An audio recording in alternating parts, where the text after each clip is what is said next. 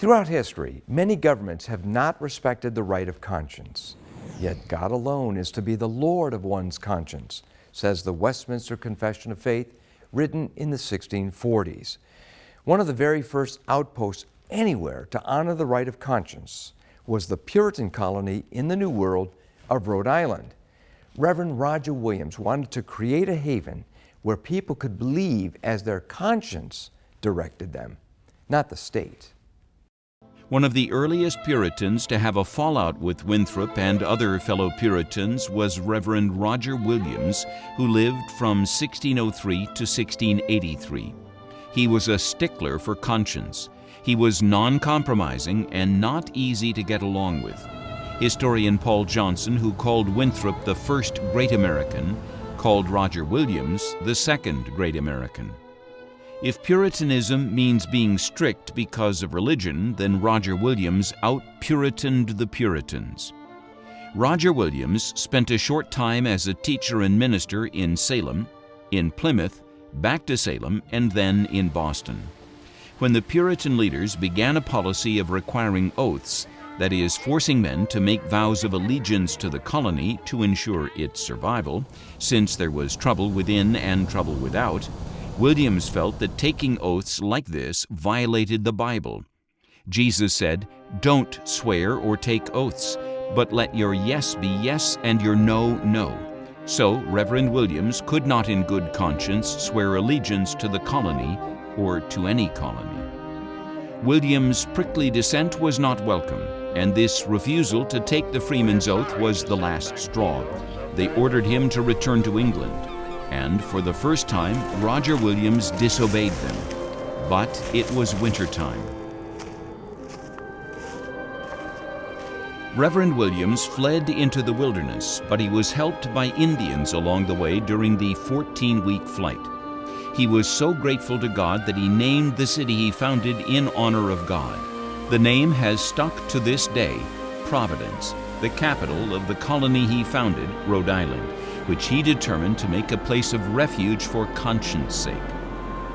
Roger Williams, I think, was a man ahead of his time in many ways.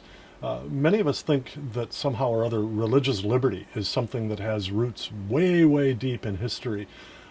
Actually, religious liberty is a very unusual thing in human history, and it actually took several centuries for us to go from state-sponsored religion to a little bit of religious toleration to more toleration to full religious liberty.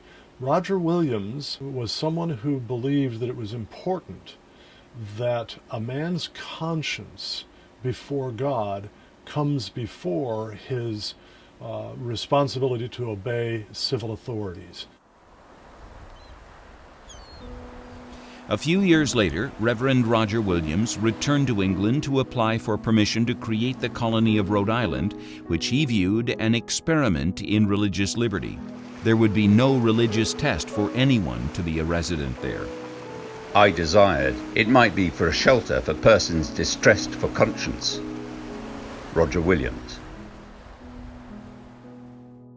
Rhode Island became a place where God alone was respected as the ruler of conscience.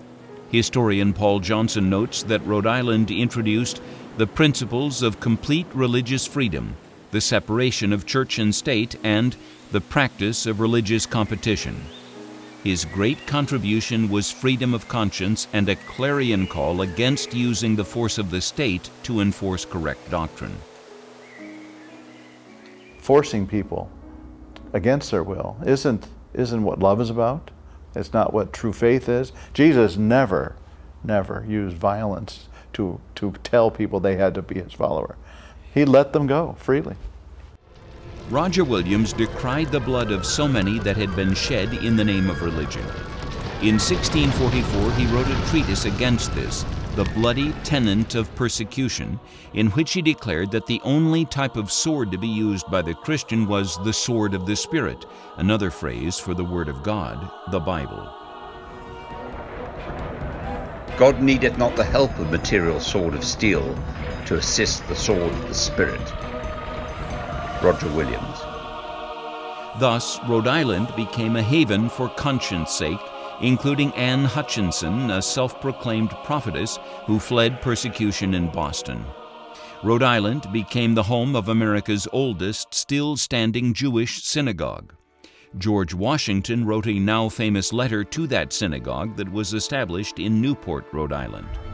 May the children of the stock of Abraham who dwell in this land continue to merit and enjoy the goodwill of the other inhabitants, while everyone shall sit in safety under his own vine and fig tree, and there shall be none to make him afraid. George Washington.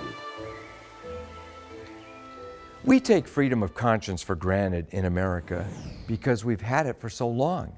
But as we have seen, to the Puritan leader, Reverend Roger Williams, conscience was so important that he fled into the wilderness for it, where he was providentially spared an early death.